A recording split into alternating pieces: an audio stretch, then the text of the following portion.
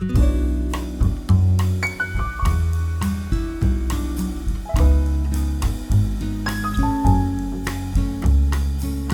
tardes a todas, a todos quienes se van acercando aquí al Centro de Estudios de Hermenéutica. Hoy, día 4 de junio, les damos la bienvenida. Ahora enseguida, para no duplicar lo que vamos a decir, le voy a pasar la palabra a Ariel Vecchio, quien nos va a contar en la situación en la que estamos y qué vamos a compartir hoy. Solamente desde el Centro de Estudios de Hermenéutica, todos sus miembros y su director Carlos Ruta, les agradecemos a todas, a todos los que vinieron. Especialmente queremos agradecerte, Javier, haber aceptado esta invitación y bueno, vamos a disfrutar esta tarde después de que Ariel nos cuente de qué va a ir y bueno, y en qué marco nos toca hoy encontrarnos. Gracias, gracias Ariel, gracias Jonathan, gracias Miquel y Miguel también por la organización de este ciclo también. Bueno, Lau, muchas gracias a vos, al centro por el espacio, por la organización de detrás de escena, ¿no? Sin el trabajo metódico, sin el trabajo metódico y sistemático y cotidiano de ustedes, esto sería imposible. Así que nosotros solo somos la puntita del iceberg, diríamos. Así que muchas gracias por el trabajo. Antes de dar inicio en fin, a lo que nos convoca, que es uno de los encuentros del ciclo llamado El silencio de Platón, diálogo y filosofía, debo, perdónenme, debo hacer una pequeña mención, muy, muy breve, pero necesitamos hacerla, comentarles a quienes no están en Argentina que tanto el día de ayer como el día de hoy estamos de paro o de cese de actividades en las universidades nacionales. La razón de fondo es la no implementación de la ley de financiamiento universitario. El gobierno nacional actual, sin meterme en las disquisiciones ideológicas, si a uno le interesa, en fin, no está cumpliendo con una ley, que es la ley de financiamiento universitario. Esa ley ahora está, en todo caso, está judicializada. Las universidades, y lo voy a poner en un plural colectivo, fuimos a reclamar a otro poder, que es el Poder Judicial, que se cumpla la ley. Por ahora no hay definición de la Corte Suprema de Argentina. ¿En qué se traduce esto? Bueno, y eso es lo que me interesa señalar para mostrar en qué condiciones estamos trabajando nosotros, para bien o para mal. Se traduce en que, por ejemplo, mi salario, que menciono el mío para hacerme cargo, pero que es de todos, trabajadores docentes y no docentes de las universidades, por ejemplo, en la universidad, prestigiosa Universidad de Buenos Aires, he cobrado 220.000 pesos. Traducido a euros, serán 110 euros. Traducidos a dólares, serán 130 dólares. Y el costo solamente de un alquiler son más o menos 300 dólares. Es decir, que el salario que cobré por la Universidad de Buenos Aires ni siquiera me permite pagar un piso, como dirían en España, ¿no? En esas condiciones nosotros estamos trabajando e intentando ofrecer estos espacios, publicar papers, participar de actividades académicas, mantener la calma y la precisión para la hora del trabajo, etcétera, etcétera, etcétera, que son las condiciones mínimas sobre las cuales, ya lo diría Aristóteles, sobre las cuales uno puede desplegar su saber hacer, mejor o peor. Pero esas condiciones mínimas no están. Estamos haciendo un esfuerzo desmedido, a veces uno piensa si está bien o está mal continuar, hacer el esfuerzo o no, pero bueno, aquí estamos, hacemos lo posible y bueno, perdón por haberles robado 5 minutitos, pero esta actividad justo se entronca o se da un día en el cual nosotros estamos intentando visibilizar la situación de nuestras universidades nacionales en Argentina. Insisto, el gobierno nacional tiene todo el derecho de querer cambiar la ley de financiamiento, pero debe presentar una segunda ley de financiamiento universitario. Eso no está sucediendo. Está congelado el presupuesto al 2023 y con ese presupuesto estamos funcionando en las universidades. Esa es nuestra situación. Muchas gracias y perdón por haberles robado estos minutitos. Ahora sí, nuestro encuentro, el día de hoy, se da en el marco del ciclo de conferencias El silencio de Platón, diálogo y filosofía. Este conjunto de encuentros y conferencias está organizado, lo menciono sobre todo pensando en la grabación, que lo puede ver gente que no continúa el día a día, como ahí veo varios colegas que están aquí repitiendo la primera jornada, está organizado, o lo organizamos, el grupo Orexis de la Facultad de Filosofía y Letras de la Universidad de Navarra. ¿Quiénes son los responsables o los referentes de allí? Bueno, el doctor Miquel Solans, que aquí está, muchas gracias, el doctor Miguel Martí, que actualmente está en la Universidad Francisco de Vitoria, Madrid, muchas gracias también, y Jonathan Lavilla, en el marco del grupo Activa IT, grupo de investigación sobre prácticas, aprendizajes y valores de la Universidad del País Vasco. En lo que a mí respecta, mi nombre es Ariel Vecchio y estoy como responsable en fin, contacto del el Centro de Hermenéutica en este marco. Así que bueno, ahora le doy la palabra a Jonathan para que se encargue de ser la ceremonia del día de hoy y muchas gracias por estar aquí.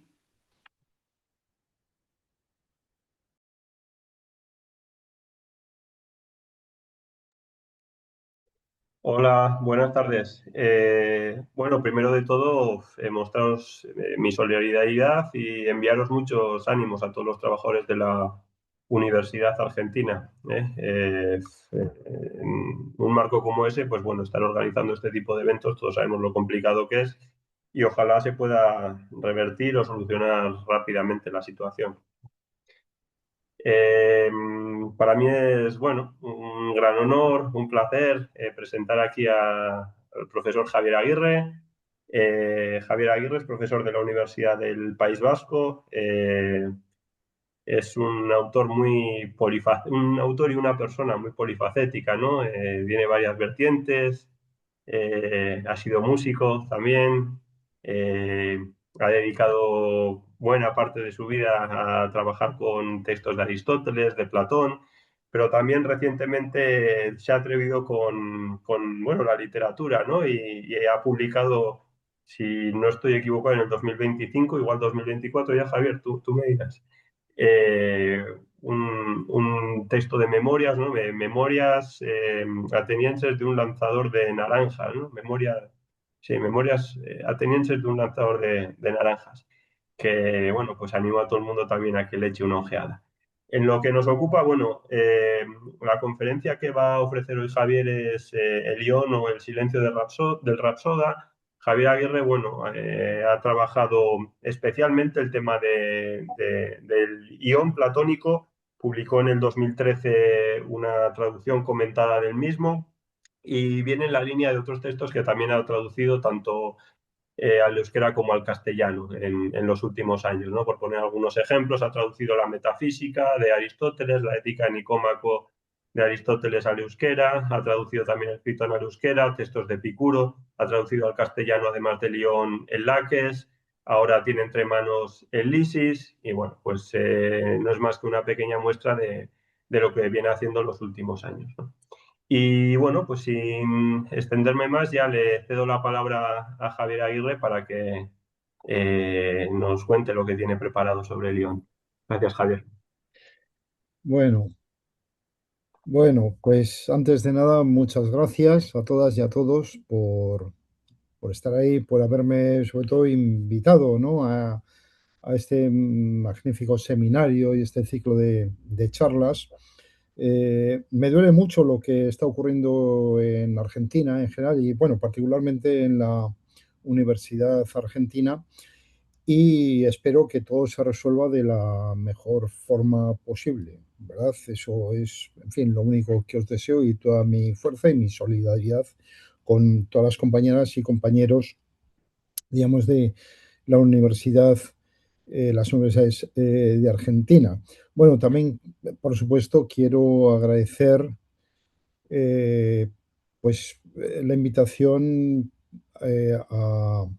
a Miquel Solans, a todos los que habéis hecho el esfuerzo de organizar estas jornadas, Miguel Solans, ¿verdad? También a Miguel Martí, que no nos conocemos personalmente, bueno, pero espero que coincidamos pronto. Y al otro lado, ¿verdad? Del charco, del Atlántico, pues un abrazo a Laura Carugati, muchas gracias, y también a Ariel Vecchio, que espero, me gustaría mucho, tenemos un proyecto entre manos, ¿verdad? No nos conocemos físicamente, pero me gustaría mucho que pudieras, como está previsto, pues venir por aquí, por la Universidad del País Vasco y trabajar con nosotros en nuestro departamento, en el departamento de filosofía que en estos momentos pues me toca dirigir. Este, y por supuesto, perdón, que no me olvido, también Jonathan. Muchas gracias, Jonathan. Lo que pasa es que Jonathan y yo nos vemos prácticamente todos los días, entonces, que ahí se me pasa, es un verdadero privilegio poder trabajar con él, con el profesor Jonathan Lavilla. Lo conocí cuando tenía, pues eso, 18 años y empezaba en la universidad y, bueno, desde el primer momento, pues nos hemos entendido y durante estos últimos años, eh, unos cuantos de los trabajos que ha comentado, los hemos hecho entre los dos, y todavía tenemos unos cuantos proyectos entre mano que irá saliendo pues este año o el próximo, ¿verdad? Y eso es todo. Bien, este ciclo de conferencias lleva por título El silencio en Platón, o El silencio de Platón, mejor dicho, que es un nombre, un título pues muy sugerente. Entiendo que el significado primero y principal del silencio en la obra de Platón es el de un recurso dramático, el de un recurso metodológico, si queréis, que tiene como finalidad interpelar tanto a los contertulios de Sócrates como a nosotros mismos, las lectoras y lectores de Platón. Interpelarles pues, a seguir investigando por nosotros mismos, a seguir buscando la verdad y a seguir reflexionando sobre las cuestiones tratadas pues, precisamente en los diálogos. Como bien indica, en fin, el recientemente fallecido Mario Begetti, los diálogos de Platón no buscan lectores, sino más bien interlocutores. Diríamos que un diálogo es siempre, un diálogo socrático, ¿eh?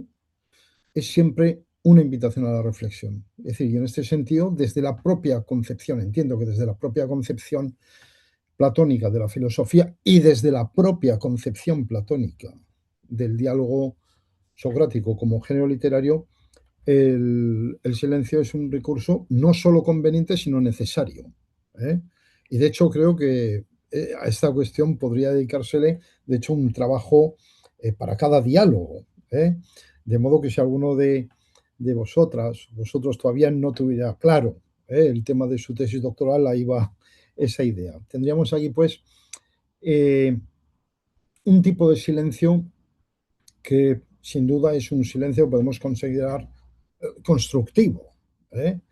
Por supuesto, hay numerosos ejemplos de ello en prácticamente toda la obra de Platón y un buen ejemplo de ello pudimos comprobarlo en el anterior encuentro con la magnífica exposición de nuestro querido y admirado colega, el profesor Alejandro Vigo. Bien, dicho esto, debo añadir que el silencio del que hoy voy a hablar en este encuentro nada tiene que ver con este modo primero constructivo de entender el silencio.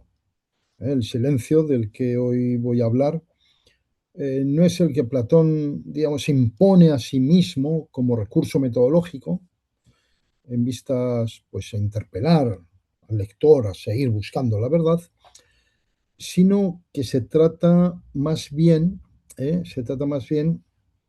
de un silencio que Platón le impone a uno de sus personajes con el fin de empujarlo nada más y nada menos que a la afasia, es decir, a la imposibilidad de la palabra, que es a mi modo de ver lo que Platón, a través de Sócrates, hace con el Rapsoda en este breve diálogo, ¿no? El Ion, que, como sabéis, es el diálogo más breve de todo el corpus platónico, con 12 páginas y media en la edición de Stefanos, ¿no? Teníamos, pues, un tipo de silencio que nada tiene de constructivo, sino que tiene una finalidad directamente destructiva. Y por consiguiente, bien podríamos tacharlo de erístico. Entonces, a lo largo de la charla de hoy, trataré de explicar el modo en que Platón lleva a cabo esta imposición del silencio, más exactamente el modo en que Platón, a través de Sócrates, intenta negarle al Rapsoda la legitimidad del discurso con sentido, o con significado. No digo nada nuevo, es decir, esto que estoy diciendo y esto que voy a decir, pues lo he comentado en otras ocasiones. Lo que voy a decir es que, en fin, el primero que entendió perfectamente el contenido y el mensaje del John fue un poeta, fue el poeta Goethe. ¿eh? Fue el poeta Goethe que en dos cartas dirigidas a sus amigos fíjate, Schiller y von Humboldt, ¿no? Fechadas además en fin, en 2 semanas de diferencia, ¿no? A finales del año 1795, se quejaba amargamente de que el traductor de la obra de Platón, Stolberg, un filólogo alemán de reconocido prestigio, se quejaba, digo, de que hubiera incluido la traducción del John entre los textos canónicos de Platón. Entonces, en la carta enviada a Schiller, Goethe llega a decir que Augusto iría tras él para darle un guantazo, literal, dice eso. Entonces, vemos que al poeta se le ve realmente molesto por el contenido del diálogo y por el hecho de que Stolberg pues, haya incluido el John entre los diálogos platónicos, digamos, canónicos. Curiosamente, no contento con estas dos cartas, que son muy breves, 2 años después, en el año 1797, Goethe escribirá un texto muy breve, pero muy combativo, donde se quejará de que el John no es sino una burla. Es el término que utiliza, persiflage, no es más que una burla. Y realmente lo que nos cuenta en ese texto es que en el John solo ve una burla, digamos que adolece de un humor pues exagerado. Y utiliza el término aristofanesco, es un humor aristofanesco. Por supuesto, vacío de contenido filosófico y sin un tratamiento, digamos, serio ni de la poesía ni de el fenómeno de la inspiración poética. ¿eh? Y es muy interesante que Goethe resumía su valoración del diálogo, del John platónico, pues afirmando que su contenido era falaz y sofístico. Falaz y sofístico. Entonces, claro, este texto, esta posición de Goethe ante el John, va a influir notablemente nada más y nada menos que en Schleiermacher, ¿no? Claro, y a través de Schleiermacher en prácticamente todo el platonismo alemán del siglo XIX, autores como Asch, como Zeller, como Ritter, como Diller y el propio Wilamowicz, ¿no? Wilamowicz andará a lo largo de 3 décadas, pues volverá de un modo recurrente al John, a este diálogo, para matizar su opinión sobre su autenticidad, pero en todo caso valorándolo siempre de una forma muy despectiva, ¿no? Dice, bueno, pues sí, este texto pudo estar escrito por Platón, pero no tiene ningún valor. Bien, yo diría que en términos generales comparto la opinión de Goethe, la comparto. Goethe entendió que el John se acercaba a un texto aristofanesco, no exento de cierta crueldad, lo cual no es propio de Platón. Por otra parte, evidentemente en su obra pues ya sabemos que hay personajes que no salen muy bien parados. Pues los hermanos, pues yo qué sé, Calicles y Polo, pues por ejemplo, no salen, o los hermanos erísticos, ¿no? Es decir, Eutidemo y, ¿verdad? Y Dionisodoro, pues tampoco salen muy bien, o Hipias, vale.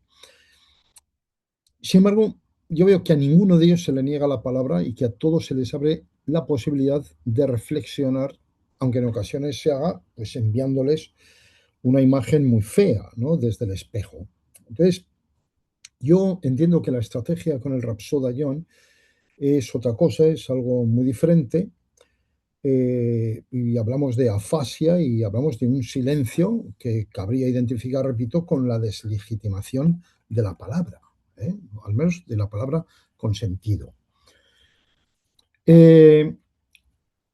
Conocemos bien el modo en que Platón construye el diálogo. Yo diría que la estructura del diálogo y los recursos dramáticos, ¿no? Numerosísimos que Platón elabora son geniales, siempre lo son, de hecho.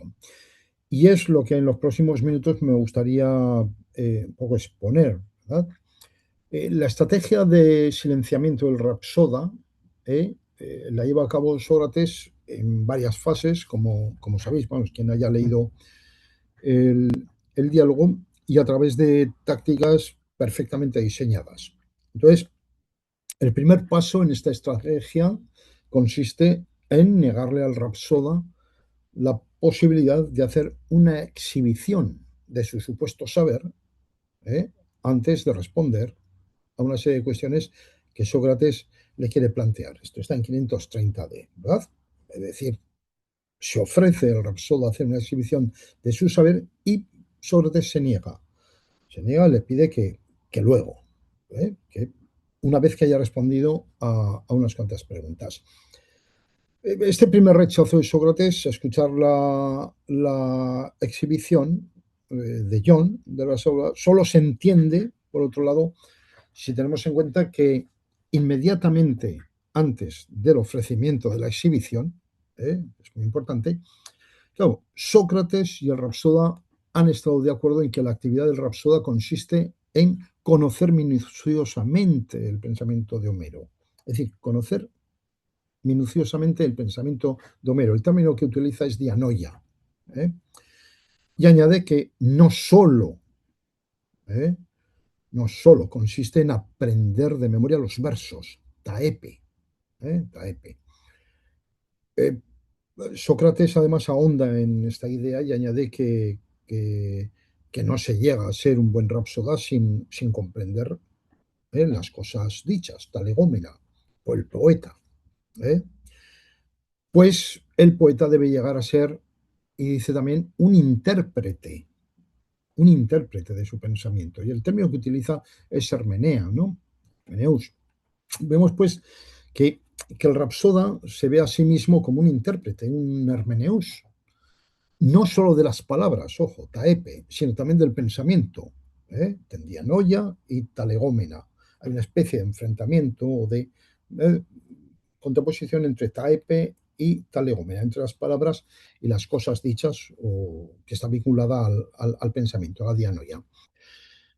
Entonces, al contrario de lo que ha propuesto algún otro actor o autora, yo creo que el contexto en que aparece el término hermeneus además nos indica que el rapsoda no es solo un mediador del poeta, no es solo un mediador, sino que es también un intérprete. Y en tanto que intérprete, pues alguien capaz de desentrañar la comprensión del texto homérico. De tal modo que su actividad no solo se reduce pues a la recitación, sino que también incluye la exégesis, diríamos. Repito, este es el contexto en el que se da el ofrecimiento de John a hacer una exhibición de suerte y la negativa de Sócrates. En este sentido, lo veremos luego, es interesante señalar que a lo largo del breve diálogo, tanto Sócrates como el Rapsoda utilizan el término hermeneia, digamos, pero que lo hacen de modo muy diferente, algo de lo que John pues, parece no darse cuenta, o al menos no es consciente hasta el último momento, cuando ya es demasiado tarde. En fin, podemos decir un poco, para aclarar un poco más esto, es como en castellano, ¿no? El término interpretar pues significa, o puede significar tanto desentrañar el significado de un texto determinado, un texto poético o filosófico, o de lo que sea, tanto eso como representarlo en un escenario. O sea, y esta confusión está siempre presente en el diálogo, para desgracia de John. Luego, hay un segundo momento en que Sócrates se niega a presenciar la exhibición del John, que ya es hacia el final del diálogo, ya en alrededor del 536D, ¿no? Y por la misma razón. Es decir, antes de la exhibición debe responder nuevamente a algunas preguntas o aclarar algunas dudas. Si en la primera ocasión, digamos, del ofrecimiento podemos afirmar que el ambiente es cordial y que incluso cabe hablar de diálogo, en la segunda el Rapsoda ya aparece un boxeador groggy, ¿no? Que avanza muy erráticamente. Entonces, en menos de media hora, ¿no? que dura la conversación, el diálogo, Sócrates parece haber condenado al Rapsoda al silencio. La imposibilidad de John, la imposibilidad del Rapsoda para responder satisfactoriamente, es que hace innecesaria la exhibición práctica que pretende.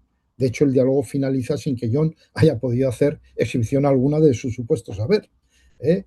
Sin tan siquiera aclarar el tipo de comentario que lleva a cabo ante el auditorio, cuestión, por otra parte, que Platón obvia muy conscientemente, pues entiendo que la considera insignificante.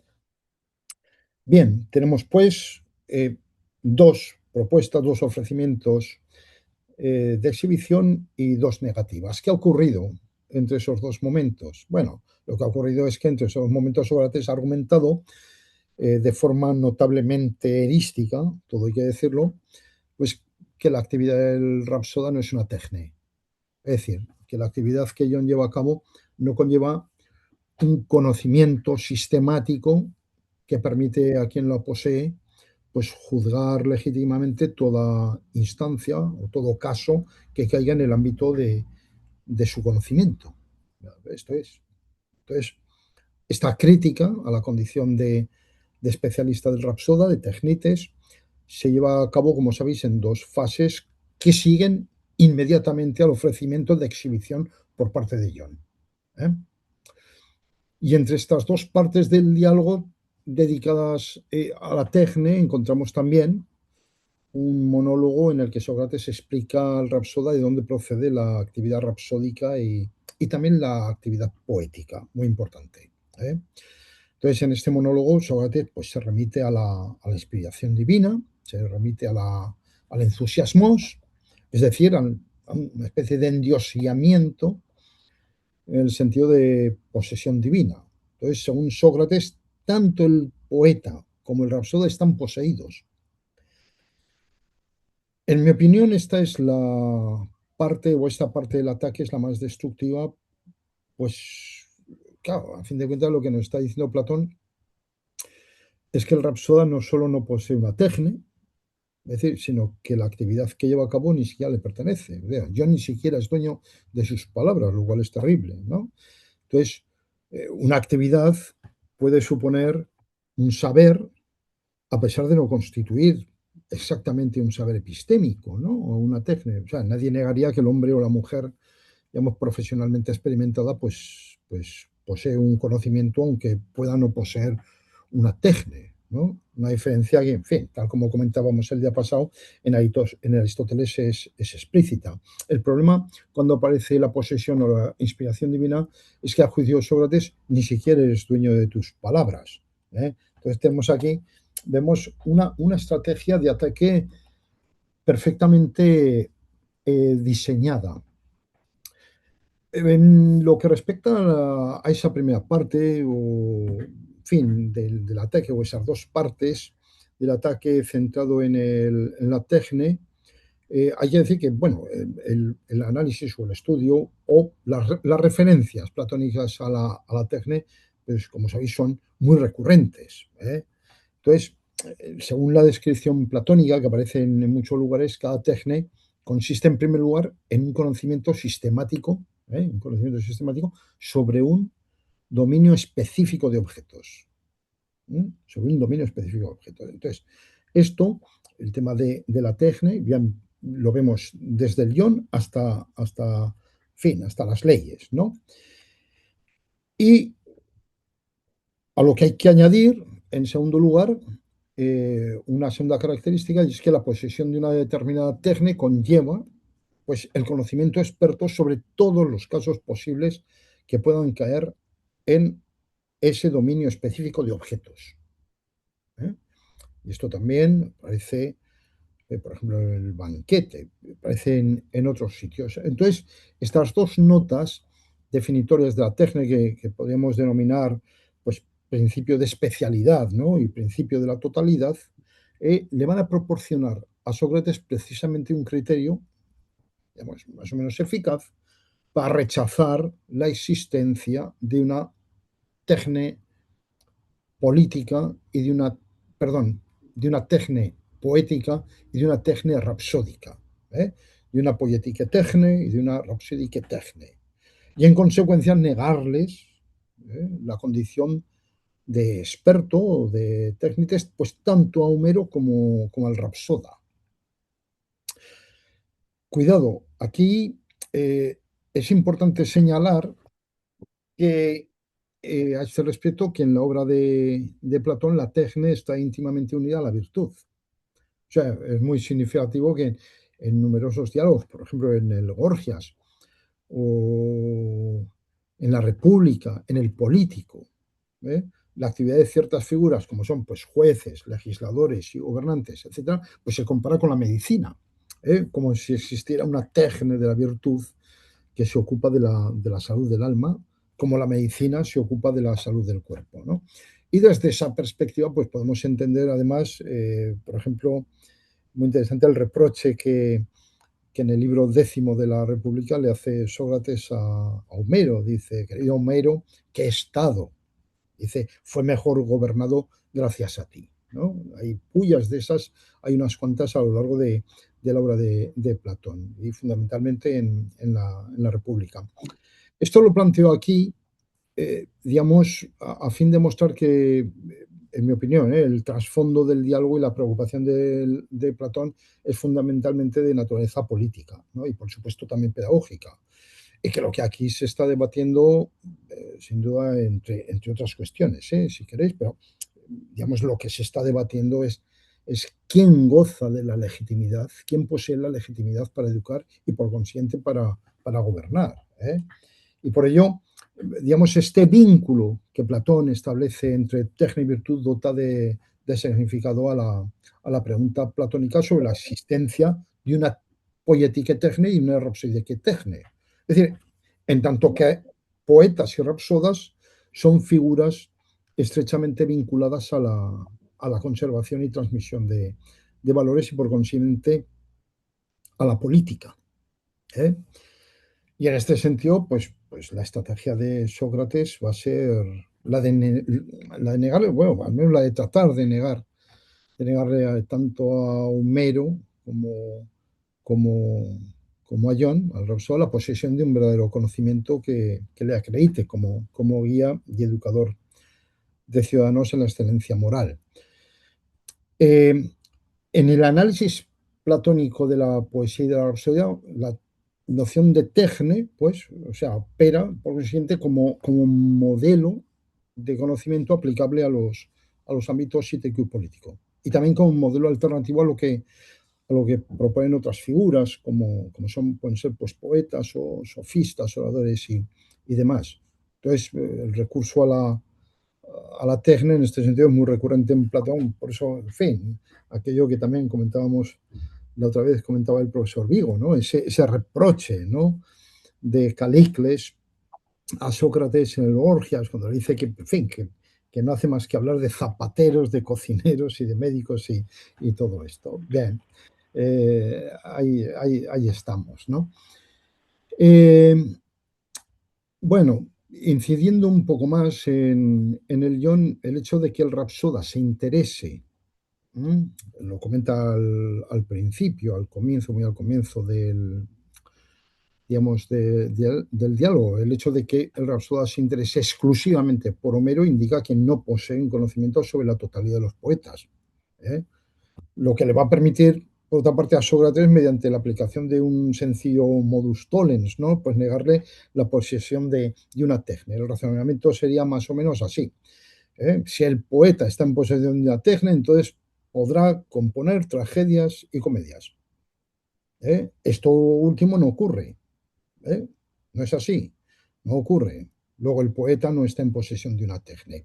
Entonces, en un contexto muy similar, al final del banquete, Sócrates afirma lo mismo, afirma que a un mismo poeta debiera corresponder la composición de tragedia y comedia, pero el hecho de que no existan, en fin, ni en la tradición ni entre sus contemporáneos, pues poetas capaces de componer tragedias y comedias, pues le permite también pues, a Platón negarles la posesión de una tecne, ¿verdad? Entonces, el análisis sobre la tecne que lleva a cabo Sócrates tras el primer ofrecimiento de exhibición por parte del Rapsoda se centra en mostrar que ni la rapsodia ni la poesía cumplen el principio de totalidad. Y luego, tras un segundo ofrecimiento de exhibición, Sócrates vuelve al tema de la técnica para intentar mostrar que la rapsodia y la poesía tampoco cumplen el principio de especialidad. Es decir, que ni el rapsoda ni el poeta poseen un ámbito propio y exclusivo del saber. ¿eh? El desvarío del rapsoda en esta parte del diálogo, esta parte final del diálogo es muy notable. Como sabéis, pues llega a identificar, digamos, su arte con el del general, lo cual suena bastante ridículo. Así pues, digamos, los principios de totalidad y especialidad son condiciones necesarias y suficientes de toda técnica, y ni una ni otra son satisfechas bueno, ni por Homero ni por John. Con lo cual, el poeta y el rapsoda pues quedan sin espacio propio de conocimiento. Bien, yo diría aquí, llegados a este punto, que hay que señalar que tanto Homero como John podrían haber reivindicado ciertamente la posesión de un cierto conocimiento, pues, por ejemplo, el del uso de la palabra. Y también, pues, un conocimiento que hiciera alusión, pues, a diversos aspectos estéticos y formales de la creación, y también de la expresión poética, y también al adorno del cuerpo, a la retentiva de textos, a la capacidad de versificación, eh, a ese saber, ¿no? Modular la voz, destinada a crear precisamente distintas emociones en los espectadores. Es decir, es un tipo de conocimiento pues que es real. ¿eh? Quizás, digamos, muy pobres, ¿no? Para Sócrates, porque además parece aceptar ese conocimiento, en reconocerle ese conocimiento ya desde el principio. Sin embargo, es decir, tal como se ha dado al principio, pues Sócrates no está interesado en, en la actividad de John y Homero en tanto que conocedores de las palabras, sino en tanto que conocedores del pensamiento y de las cosas por ellos expresadas. Es decir, recordamos que ese es el contexto de la crítica de Sócrates a la poesía en el John. En fin, y eso es, en pocas palabras, un poco el análisis socrático en torno a una supuesta tecne poética y a una tecne rapsódica que él, desde luego, rechaza. ¿Qué hay de la parte central del diálogo? Bien, Sócrates ha tratado de mostrar lo que la rapsodia no es. Y ahora, en la parte central del diálogo, lo que pretende es mostrar lo que la rapsodia sí es. Esta parte está dedicada, como sabéis, al análisis del entusiasmo, la inspiración divina.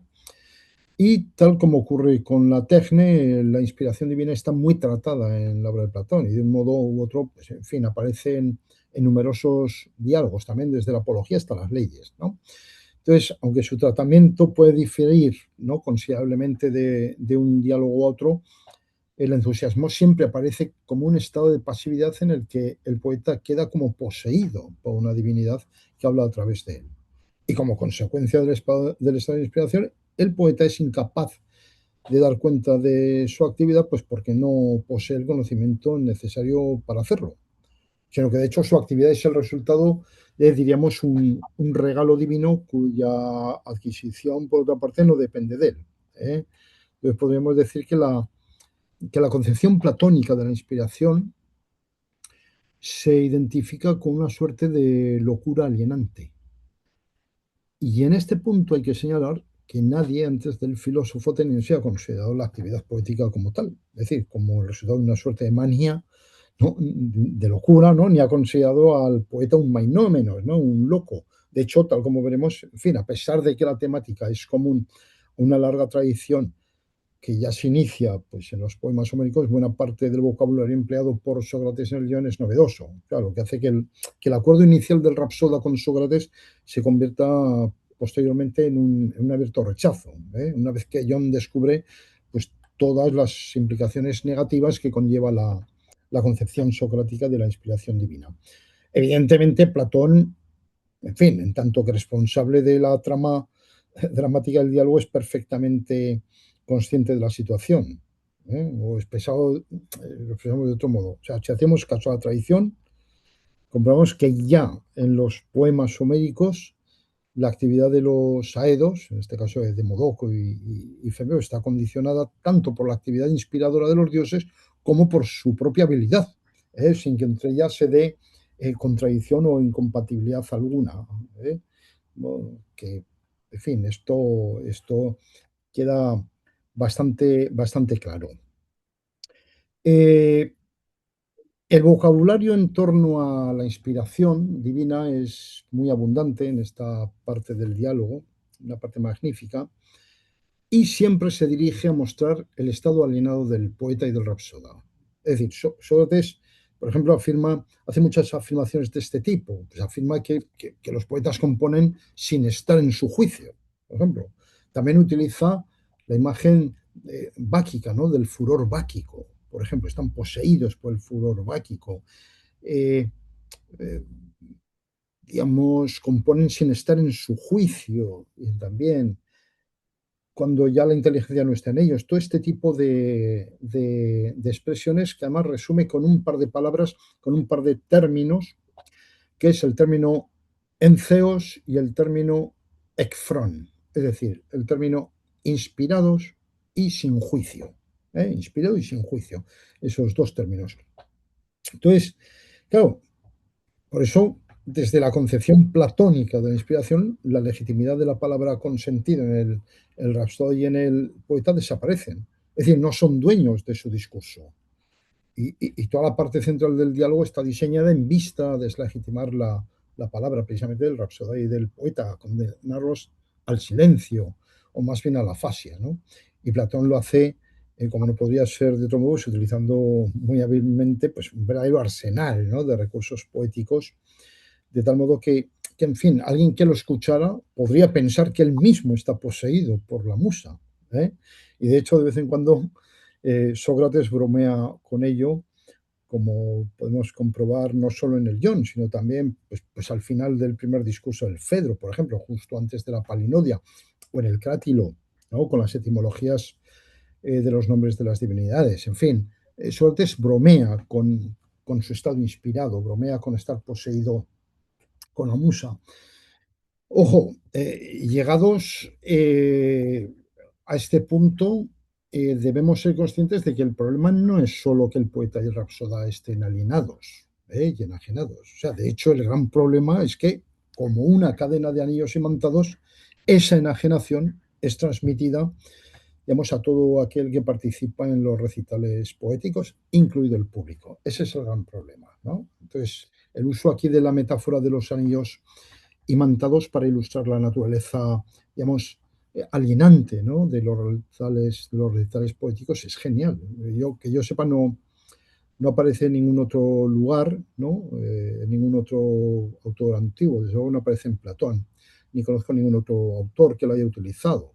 Entonces, como si fuera una cadena de anillos imantados, digamos que la enajenación es transmitida desde la musa hasta el poeta, del poeta al rapsoda y del rapsoda pues al público. ¿eh? Los recitales políticos, todo aquel que de un modo u otro participa está alienado.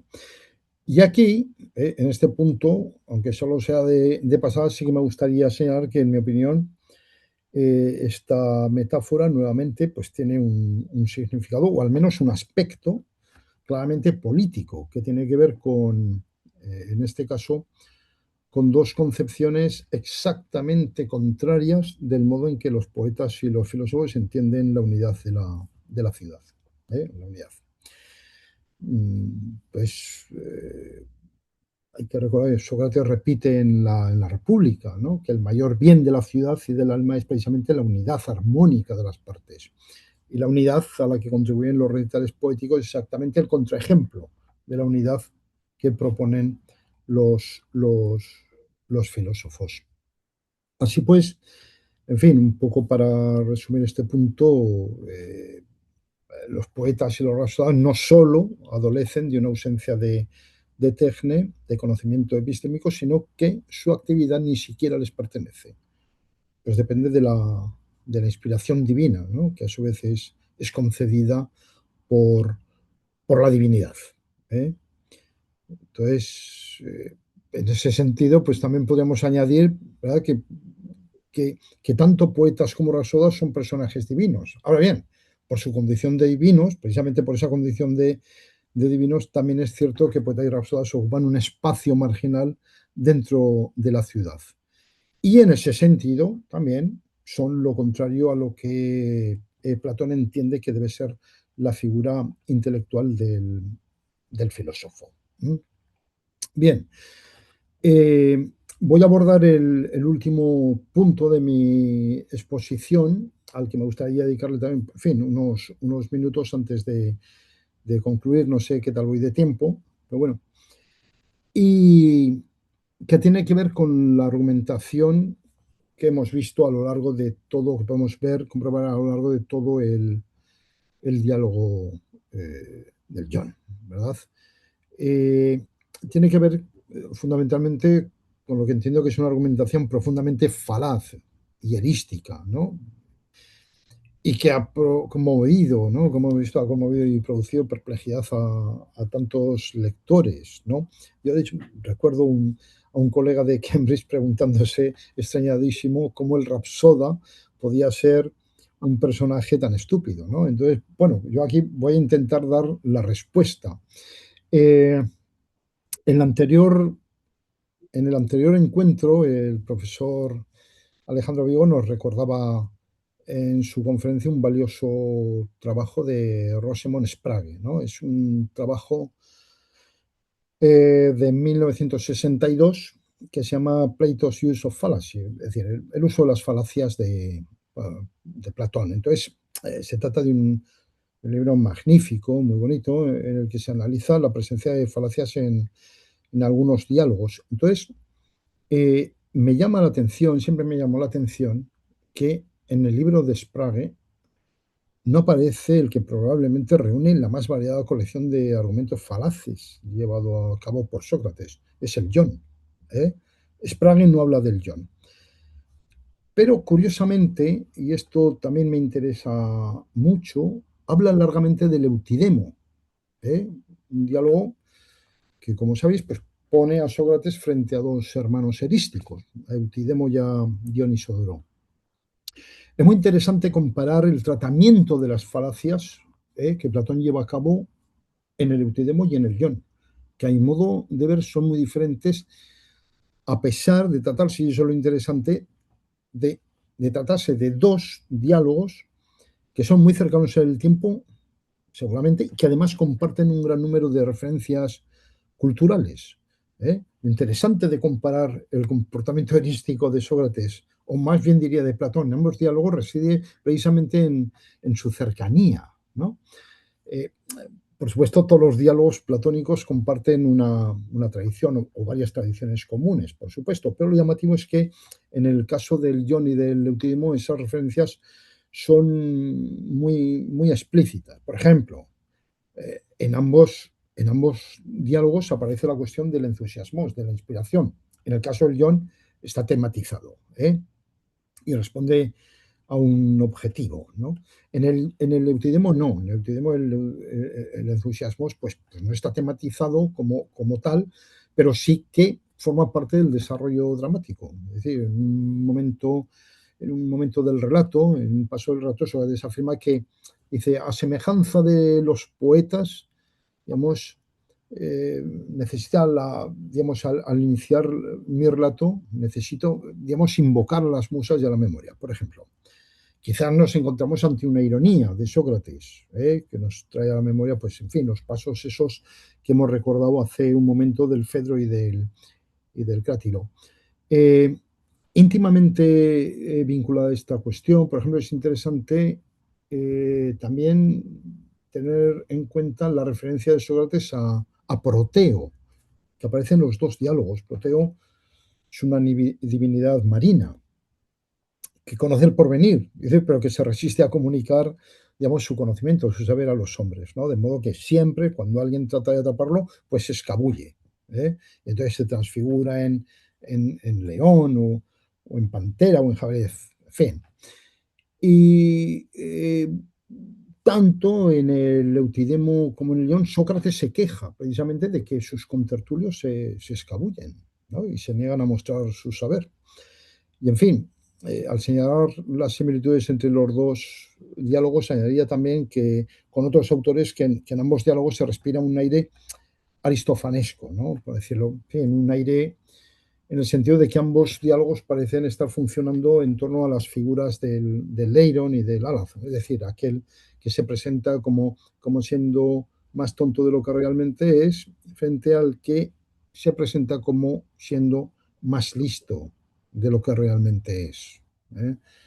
Eh, entonces, digamos, este aire, este tono es bastante común en los dos diálogos. Bien, este paréntesis lo he hecho, eh, digamos, con el objetivo de ilustrar ese fondo cultural común del que se nutren los dos diálogos y a partir de ahí, pues intentar comprender en la medida de lo posible el uso de las falacias o, si lo preferís, el uso, digamos, de recursos erísticos de los que Sócrates hace gala en ambos diálogos, a fin de entender un poco qué está ocurriendo en el Ion. Es decir, ¿cuál es la pregunta un poco mía es cuál es la función de los recursos erísticos de Sócrates en ambos diálogos?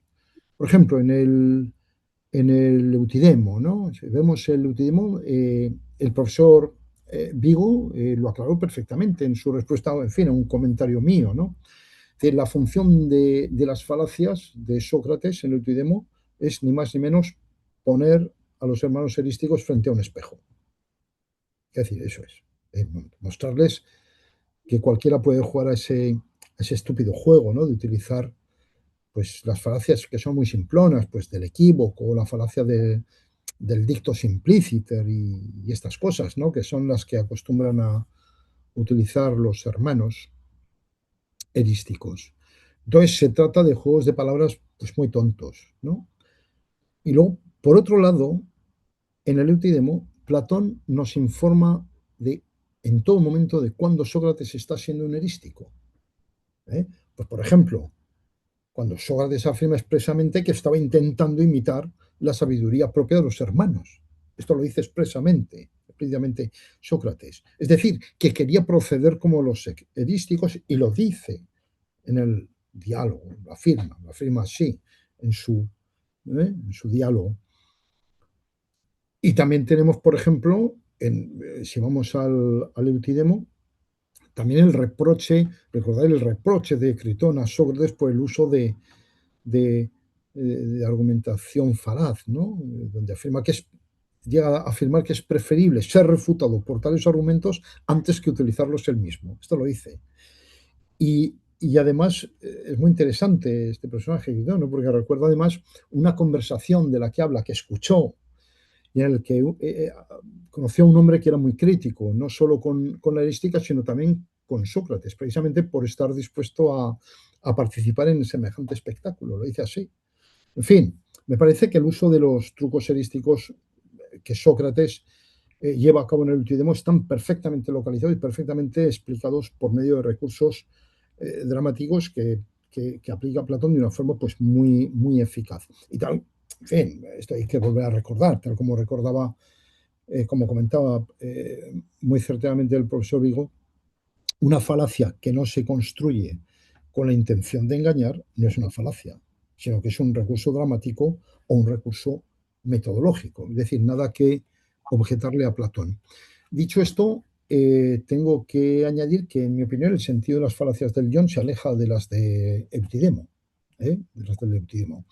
Es decir, si atendemos al comportamiento de los dos únicos personajes del diálogo, vemos, por ejemplo, que al Rapsoda se le puede achacar una gran torpeza en su argumentación, si es que se le puede llamar argumentación a la defensa que él hace de su actividad rapsódica. Sin embargo, la argumentación falaz hay que atribuírsela más bien a Sócrates.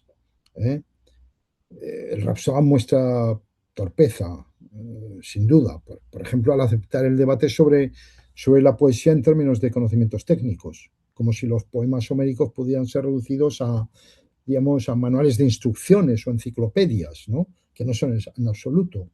Es decir, a nadie se le ocurre abordar, por ejemplo, el Quijote como una enciclopedia de saberes. Y también es muy torpe, ¿no? El Rapsoda, digamos, al no caer en la cuenta de que el estudio de los poemas homéricos, como el estudio de cualquier otro objeto, pues puede ser abordado también desde muy diversos puntos de vista. Es decir, como el estudio de los alimentos, pues puede ser abordado desde criterios médicos, desde criterios químicos, desde criterios nutricionistas o desde el cocinero, ¿verdad? Y que en ese sentido, pues al Rapsoda como al poeta, pues también podría atribuírsele un conocimiento especializado. Eh, y muy vinculado a esto también es una torpeza por parte del Rapsoda el aceptar, por ejemplo, que la extraña tesis de que, la tesis socrática, digo, de que los pintores y los escultores, por ejemplo, no tienen sus propias preferencias, o sea que, en fin, todos les tiene que llamar la atención, todos les tiene que interesar, todos les tiene que gustar. Bueno, tampoco. En fin, John actúa de una manera incomprensiblemente torpe. Y sin embargo, cada una de esas torpezas están vinculadas a un proceder falaz por parte de Sócrates. Y es principalmente Sócrates quien se muestra falaz, pues al plantear la cuestión, por ejemplo, del valor de los poemas, en fin, en esos términos, en términos de manuales de instrucciones. ¿Mm? Encontramos otras muchas falacias. Pues, por ejemplo, el plantear la tecne y el entusiasmo como contradictorias y excluyentes, algo que hemos visto que en toda la tradición no ocurre, ¿eh? No ocurre. Y también, en fin, observamos al Sócrates más falaz cuando al final del diálogo le obliga al pobre Rapsoda a elegir entre ser considerado un hombre injusto o ser considerado un hombre divino, tras negarse en dos ocasiones el propio Sócrates a escuchar la exhibición del Rapsoda. En fin, es realmente, me parece muy erístico, ¿no? El modo en que se comporta, se comporta se comporta Sócrates, ¿no? En fin, podemos en todo caso reprocharle también a Platón que por encima de todas estas torpezas cometidas por John y de las falacias perpetradas por Sócrates, yo entiendo que el mayor error compartido por ambos es el de no comprender que el mundo real y el mundo poético deben ser valorados desde criterios muy diferentes y que entre la semántica proposicional, que es la semántica proposicional y la semántica poética, pues existe una distancia, yo diría que infranqueable, y que el conocimiento factual del mundo real pues no funciona del mismo modo en el contexto de las construcciones ficticias, diríamos, ¿no? Entonces, sin esa distinción previa que ni Sócrates ni John parecen percibir, pues todo análisis posterior del hecho poético resulta sencillamente falaz, ¿no? Y al revés. Claro, una vez que rechazamos la identificación socrática de los poemas homéricos con las proposiciones técnicas en ellos contenidos, pues descubrimos que John sí posee un conocimiento real y que ese conocimiento lo constituyen pues, los personajes, los hechos y las relaciones que adornan ese mundo ficticio de Homero. Y aquí llega la pregunta, en fin, ya para acabar, acabo en 2 minutos, la pregunta que nos persigue a algunos, ¿verdad? Que es la pregunta de cuál es la razón, cuál puede ser la razón por la que Platón ha puesto en boca de Sócrates un argumentario tan manifiestamente falaz o erístico. Entonces, plantearé una primera hipótesis bastante razonable, creo, y una segunda quizás más especulativa. Ambas no son excluyentes, sino que son compatibles. En fin. Entonces, respecto a la primera, bueno, respecto a la primera, es conocido el rechazo platónico a los discursos fijados, y más si esos discursos fijados van unidos al argumento de autoridad. Entonces mi pregunta es, ¿estará Platón poniéndose en guardia, o poniéndonos en guardia, más bien, a los lectores, ante el propio Sócrates? Es decir, ¿estará avisándonos del peligro que conlleva el seguimiento ciego a cualquier discurso fijado y al prestigio de cualquier personaje carismático, aunque sea el propio Sócrates? Entonces, yo creo que se trata de una cuestión de gran importancia, porque frente a la recepción pasiva del discurso externo, me da igual que sea oral o que sea escrito, Sócrates sabemos que reivindica aquel discurso, tal como plantea, ¿no? Que unido al conocimiento, pues se escribe en el alma del que aprende, ¿eh? Que dice ahí en el Fedro. Aquí recordamos de nuevo, nuevamente a Begetti, ¿no? Para que en los diálogos, decíamos, de Platón no buscan lectores, sino interlocutores. Entonces, Platón no concibe la filosofía como un sistema fijo y cerrado, formado, digamos, por un conjunto de dogmas, sino más bien como una búsqueda y un diálogo vivo del alma consigo misma y con otros, ¿eh? En busca de la verdad. Y en este sentido, pues también lo ha señalado nuestro colega Jonathan Lavilla, ¿no? El famoso par de contrarios interior-exterior, ¿no? Que aparece en el Fedro como una cuestión fundamental relativa precisamente a la naturaleza autónoma o heterónoma del discurso. Entonces, frente a los discursos fijados, Platón reclamaría, pues, una vida examinada.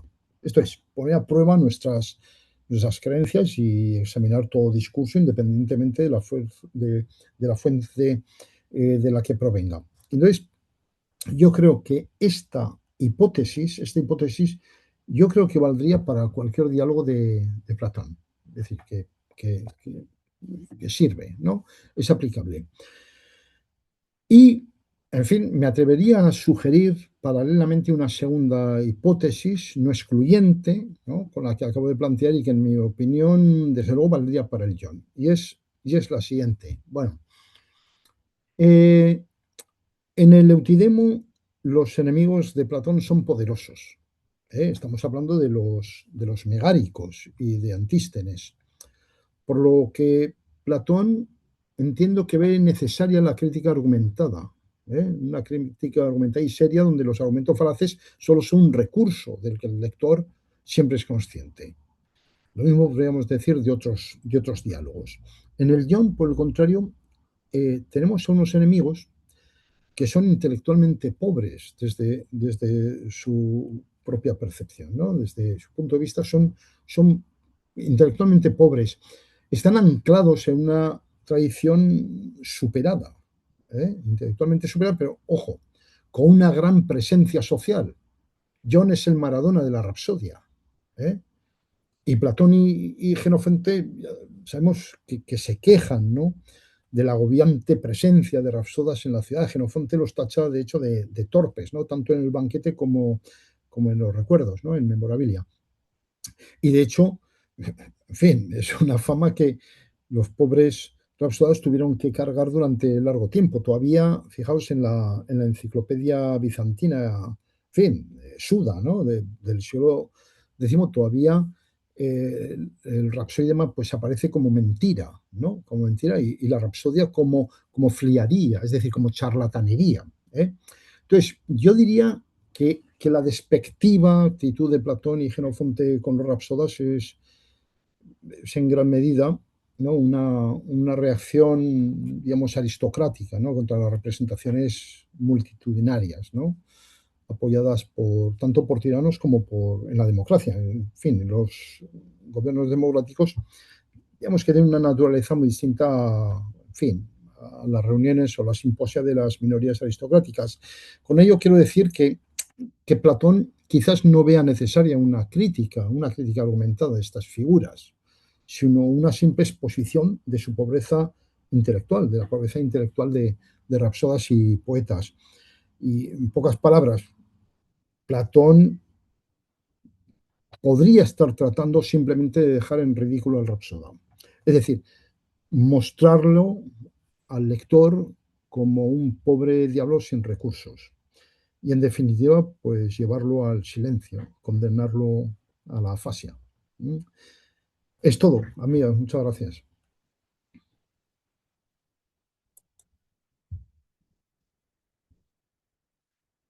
No sé si me paso de Bueno, tiempo.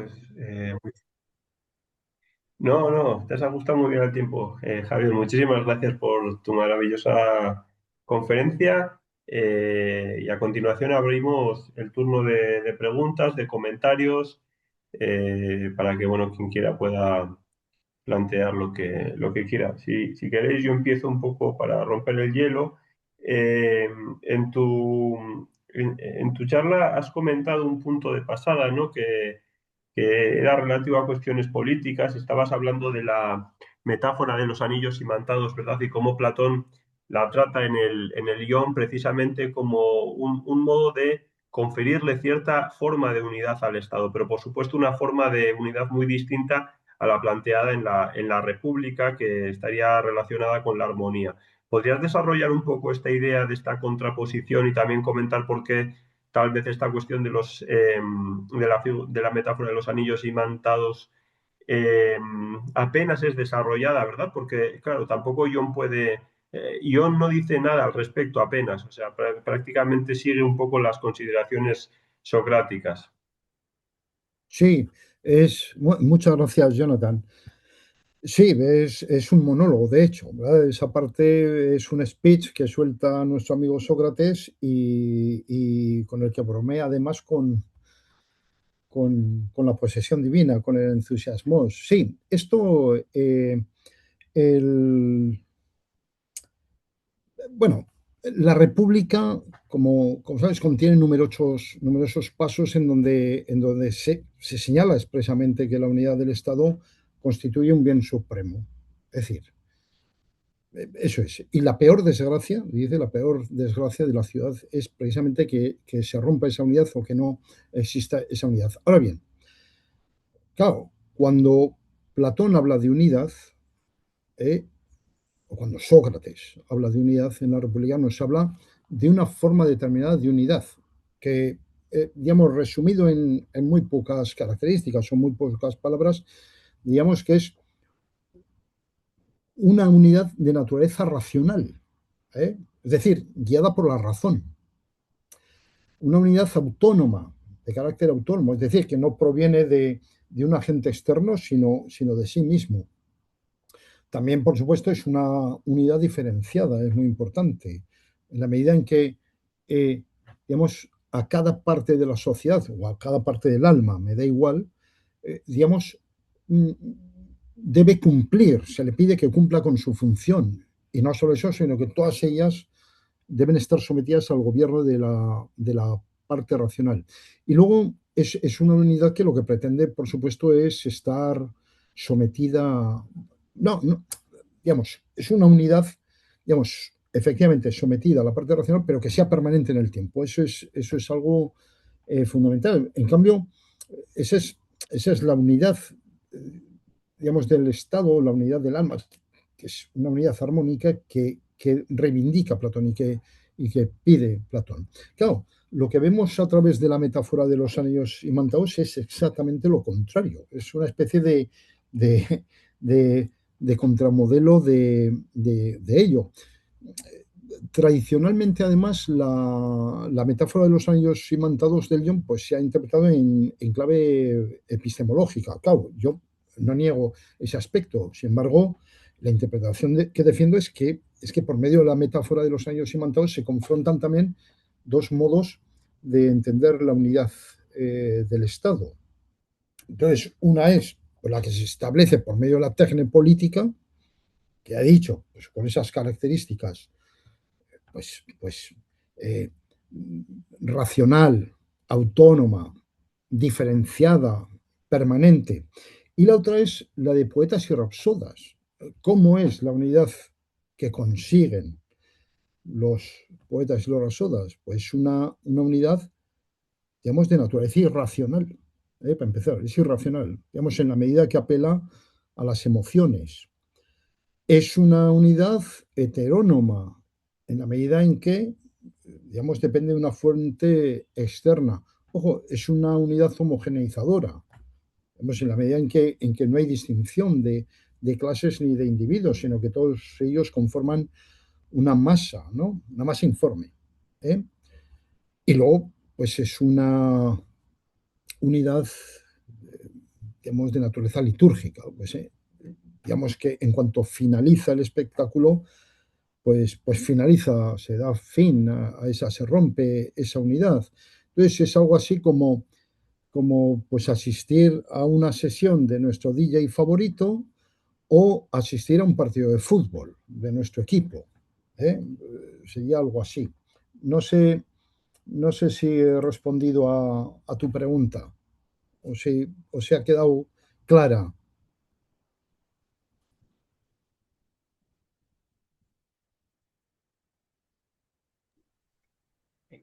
Bueno, creo que hemos perdido a Jonathan, quizá. Eh, Sí, sí, lo perdimos, así así que que ha adelante. quedado en Sí, el silencio. Así sí. que yo Se ha tengo aburrido, un par de, se ha aburrido de Sí. mí. tengo un par de Miquel, preguntas, y, sí. Y también, pero perdón, Miquel, y dice, hay alguien que se anotó en el sí, chat también, no sé si quieres Sí, Jean seguir. María. Va Ahí el primero, está, Jean María Podolski. dale. Sí, sí. Bueno, muchas gracias por la presentación. Yo la verdad es que no soy experto en Platón, o sea, yo estoy haciendo la tesis en Aristóteles junto con Miguel Martí. Entonces igual mi pregunta peca un poco de ingenua por desconocimiento de la obra de Platón.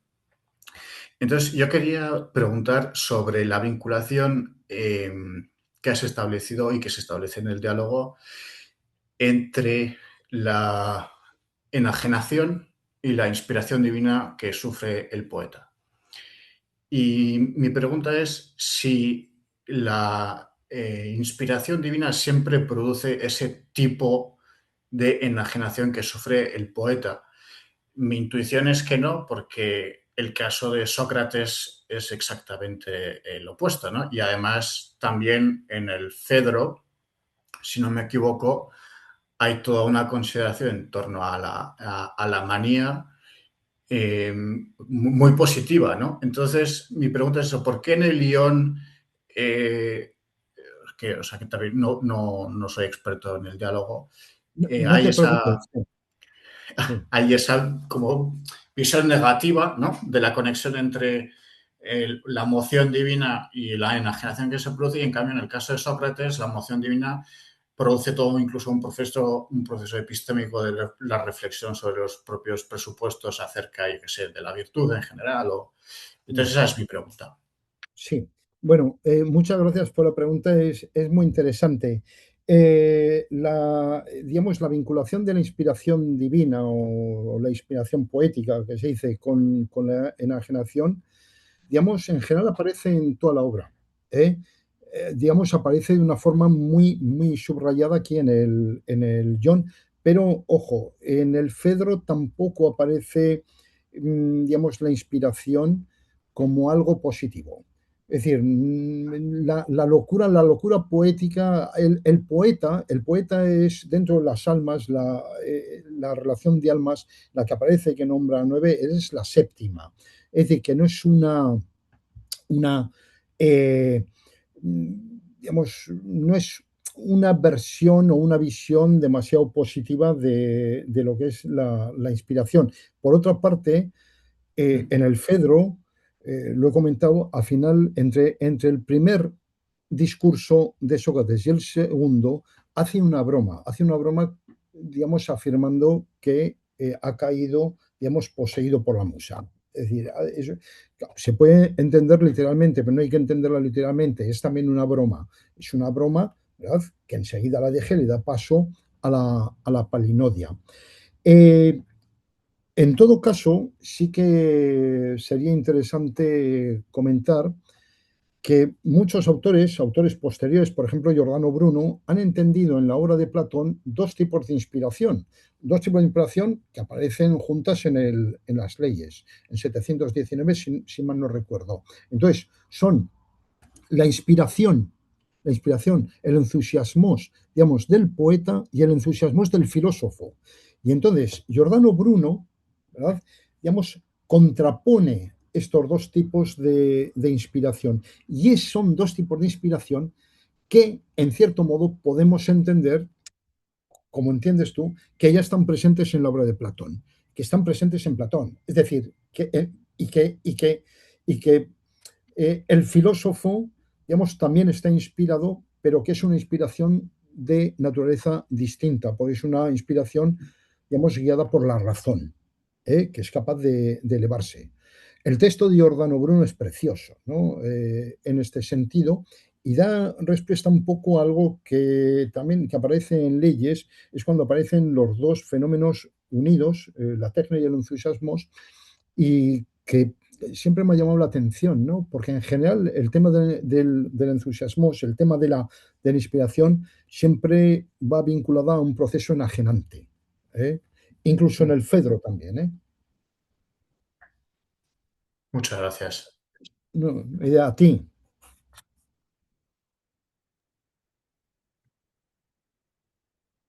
Bueno, disculpad, porque he tenido un problema de conexión. Bueno, ya estoy de vuelta. Veo que está la mano levantada de Miquel Solans. Si quieres, Miguel, te cedo la palabra. Perfecto. Muchas gracias.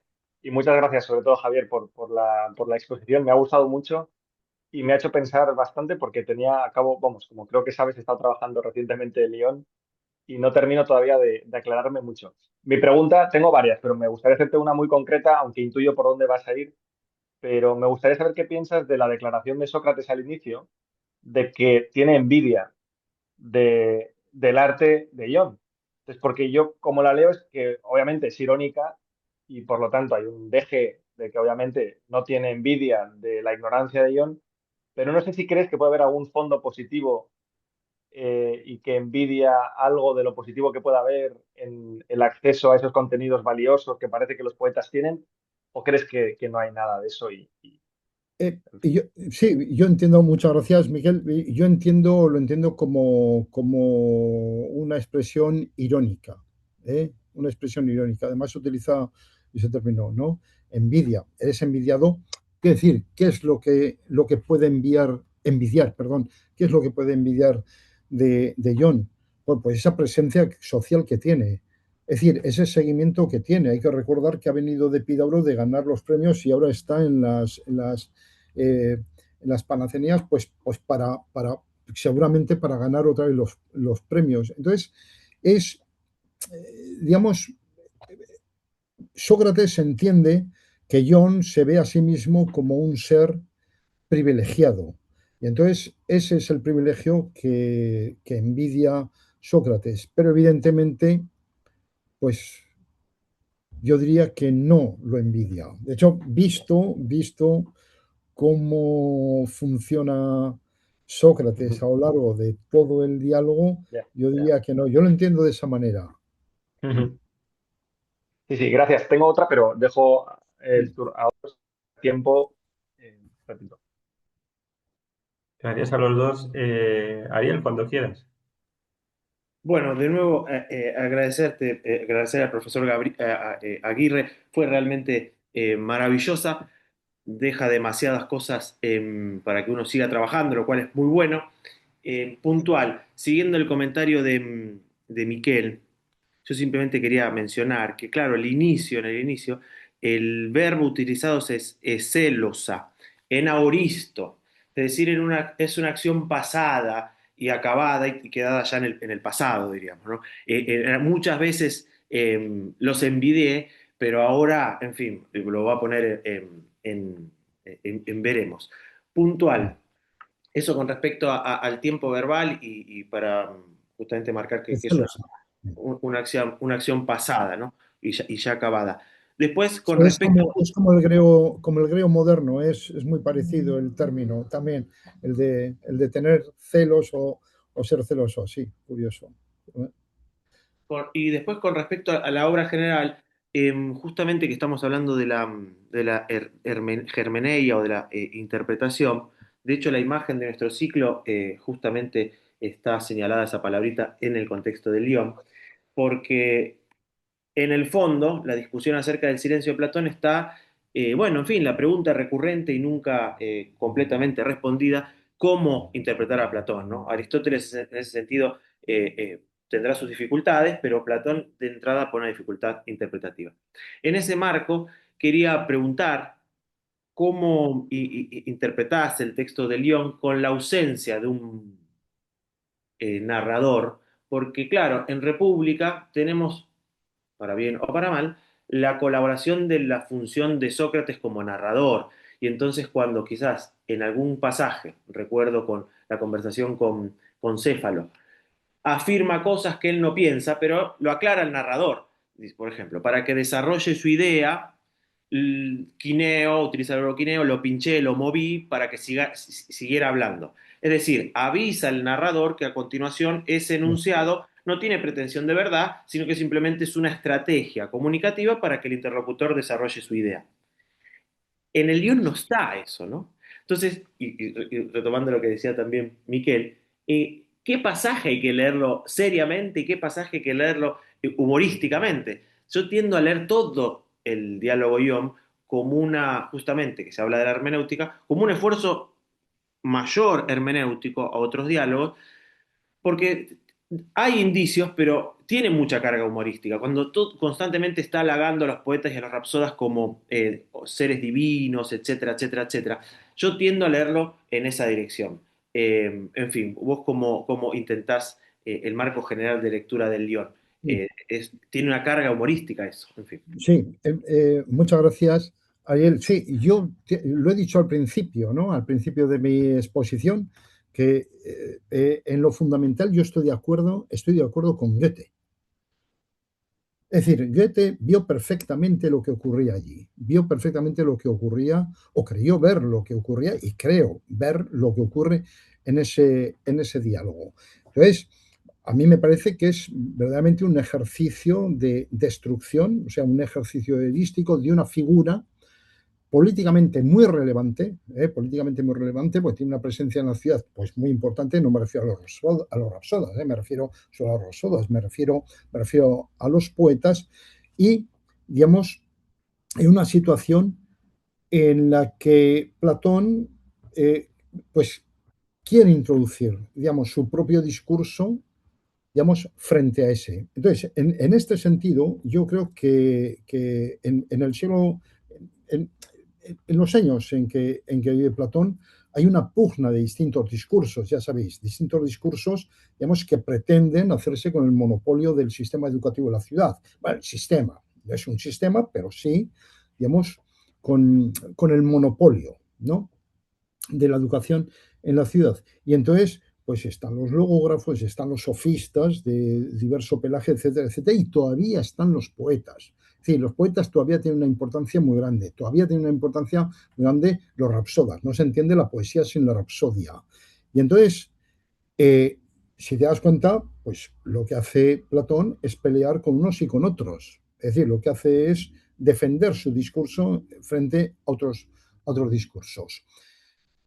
¿Cuál es la situación del poeta? ¿Cuál es la situación de la poesía, pues, a principios del siglo IV? Pues intelectualmente, digamos, como figuras intelectuales, son figuras que están realmente superadas, es decir, superadas a nivel intelectual. Date cuenta que ya en ese momento, pues en fin, está la academia, con el tiempo funcionará, bueno, todavía no, el liceo. Hay una serie de corrientes intelectuales que están por encima, digamos, como figuras intelectuales por encima del poeta y el rapsoda. El problema es que todavía tienen una presencia enorme. Para mí esa es la cuestión. La presencia, digamos, que tienen. Digamos, a Sócrates o a Platón, mejor dicho, ¿le vale la pena discutir de tú a tú con estos autores? Digamos, con un rapsoda. Pues no. Digamos, es que fíjate que ni siquiera elige, digamos, confrontar o enfrentarse a Homero, que podría haberlo hecho tranquilamente, ¿no? Pues yo qué sé, ¿no? Lo hace con un rapsoda, un pobre rapsoda, con el que muestra, digamos, lo destroza. Lo que preguntas de cómo veo yo el diálogo, lo veo en ese contexto, en un contexto erístico en el que Platón sencillamente quiere destruir digamos, al rapsoda, como así lo vio Goethe. Goethe lo entendió. Y exactamente lo contrario de cómo lo entendió Marsilio Ficino. Es decir, el texto de Marsilio Ficino es maravilloso, ¿no?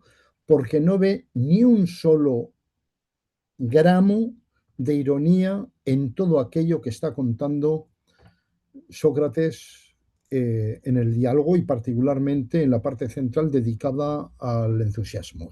Es decir, lo toma literalmente, lo entiende literalmente. Y no sé si he respondido a tu pregunta. Sí, sí, ¿Mm? sí, además, de nuevo agradezco. Yo no estaba al tanto lo de Ficino, así que lo voy a buscar. Muchas, muchas Sí, gracias. Ficino Buscado es un texto además breve, es muy bonito y es muy divertido. Es muy divertido porque es un poco, hombre, a ver, Ficino conocía perfectamente a Platón y conocía perfectamente a Plotino. Digamos que entendió a Platón por medio de Plotino. Hay algo muy interesante lo que has dicho. Claro, estamos hablando de hermenéutica, estamos hablando de interpretación. Entonces, hay algo que debemos tener, creo, en cuenta siempre cuando abordamos textos, por ejemplo, los textos platónicos. Con Platón, digamos, la humanidad, o los que nos dedicamos a esto, tenemos una gran suerte, tenemos una gran fortuna. ¿Por qué? Porque es un autor de hace 2500 años que ha sido interpretado hasta esta mañana, o si queréis, hasta esta tarde. Es decir, es un autor así. Pero lo realmente interesante, o una de las partes más interesantes de esta cuestión, es que en muchas ocasiones los intérpretes nos dicen mucho más de ellos mismos y de su época que de los textos. Es decir, eso lo vemos clarísimamente. Por ejemplo, está el caso, bueno, no voy a hablar de Aristóteles, ni voy a hablar, en fin, de Orígenes o de San Agustín, que es algo muy evidente, ¿no? Pero es evidente, a ver, Marsilio Ficino está hablando de él y no está hablando de su época. O, por ejemplo, Schleiermacher. Es decir, podemos entender a Schleiermacher, podemos entender la interpretación que Schleiermacher hace de la obra platónica sin tener en cuenta que además de ser un gran platonista, es un gran teólogo luterano. Es decir, es un teólogo luterano que lo único que hace es aplicar los principios de la exégesis bíblica de Lutero a la hermenéutica platónica. Es decir, eso es lo que hace. Y nosotros, a veces, Jonathan y yo, el otro día, la pasada semana, hace un par de semanas, estábamos hablando de eso. Yo creo, nosotros creemos, sinceramente, que hoy en día nosotros conocemos los textos de Platón mucho mejor que todos los que han venido hasta hoy. ¿Eh? Mucho mejor.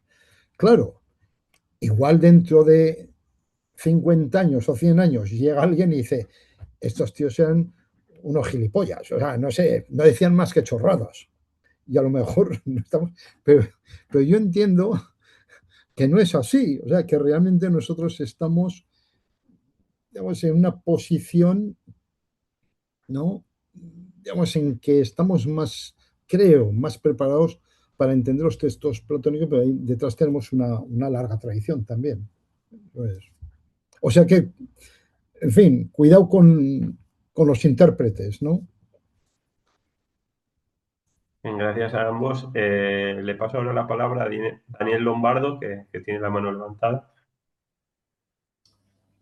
Eh, bueno, buenas tardes. Gracias. Eh, muy bien, profesor doctor Aguirre. Mi pregunta un poco es, quiero enlazar lo que dijo el doctor Vecchio con usted. Cronológicamente, tengo entendido que el Ión es un diálogo de juventud de Platón y República es de la vejez. La pregunta es simple y ¿usted puede considerar el guión como una especie de antecedente o borrador que Platón utiliza luego en República como una forma de interpretación crítica hacia el modelo educativo? Gracias. Sí, muchas gracias, Daniel.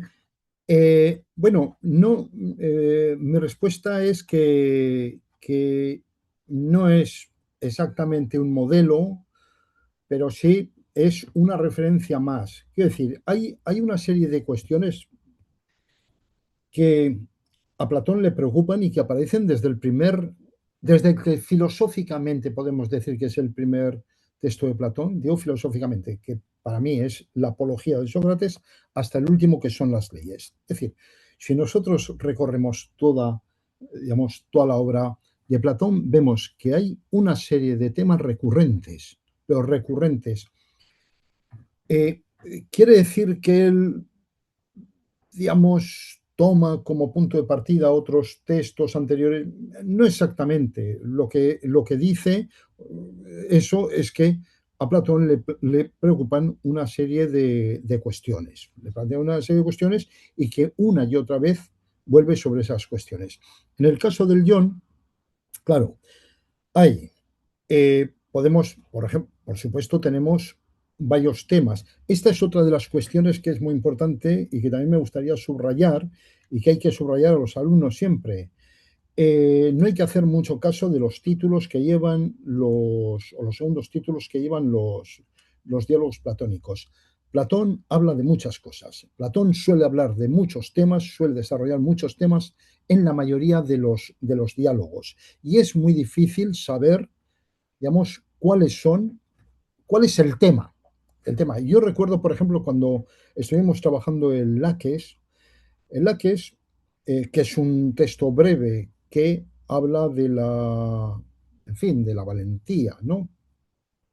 Sin embargo, tú ves, por ejemplo, la literatura secundaria sobre el Laques y es maravilloso porque, yo qué sé, ya en el primer tercio del siglo XX había autores especialistas que habían trabajado en Laques, digamos, que plantean nada más y nada menos que 9, ¿no?, hipótesis de cuál sea el tema principal del diálogo.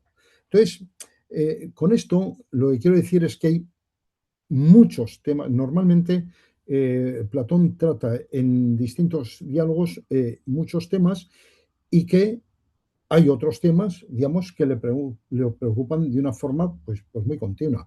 En el caso del John, ¿de qué nos habla el John? Yo entiendo que el John habla de la legitimidad, ¿no?, digamos, del poeta como educador, por ejemplo. Eso me parece fundamental. Bueno, pues eso está en la República. La República se ocupa de eso en los libros segundo, tercero y décimo, por ejemplo.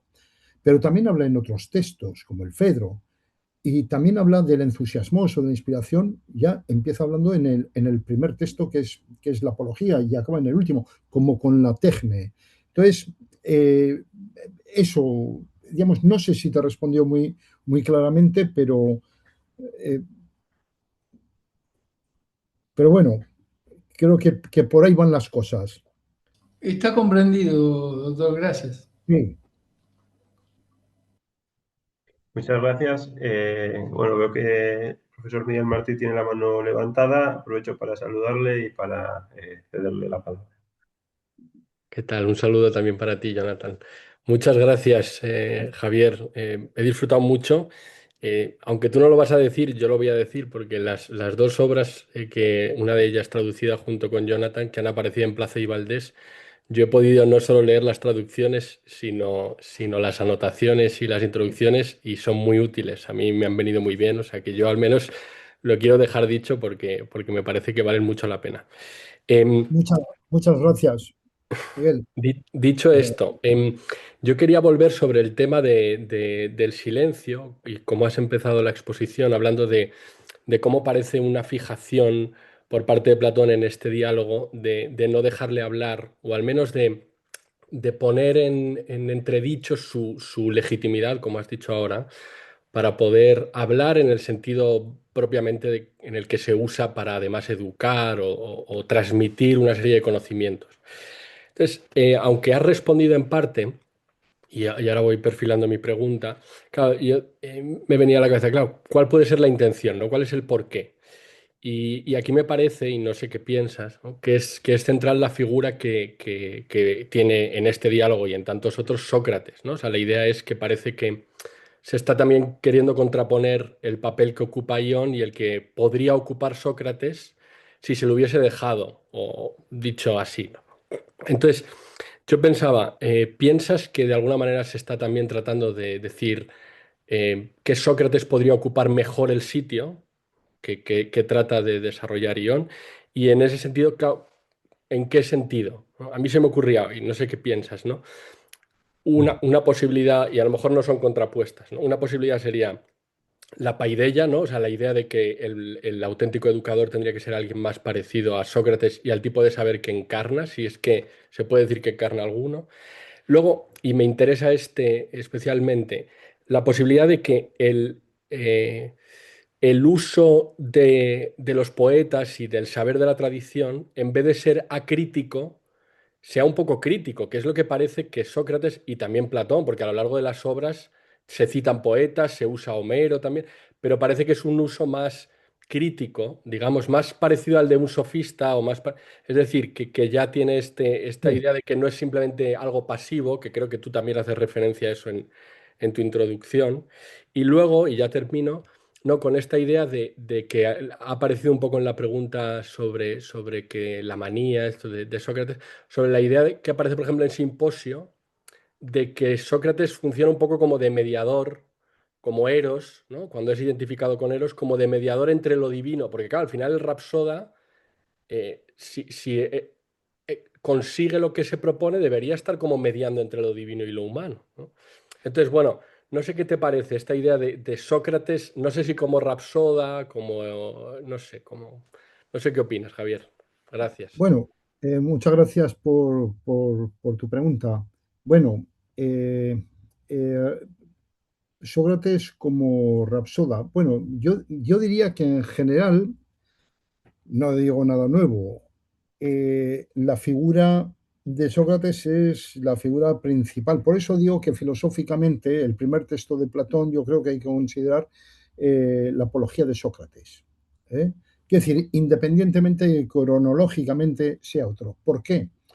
Porque ahí se presenta al personaje que Platón va a ir utilizando, que además es una crítica jurídica, no es, es una crónica judicial, vamos, no es un diálogo. Entonces, va a ser tomar el personaje y a lo largo de prácticamente toda la obra, quiero decir, hasta, pues hasta el final, digamos, yo entiendo que hay una especie de hilo conductor de toda la obra que es, podemos decir, la verificación del oráculo délfico. La verificación del oráculo délfico. Dicho así. Es decir, tenemos un personaje que es la referencia, ¿no? La referencia, y que es el personaje que nuestro amigo Platón va, digamos, a poner frente a todos los demás, porque realmente se enfrenta a todos. Se enfrenta a logógrafos, por ejemplo, en el Fedro, se enfrenta, bueno, a todo bicho viviente en el, en, en el banquete, bueno, no digamos la república, es decir, y entonces él lo que intenta es eso.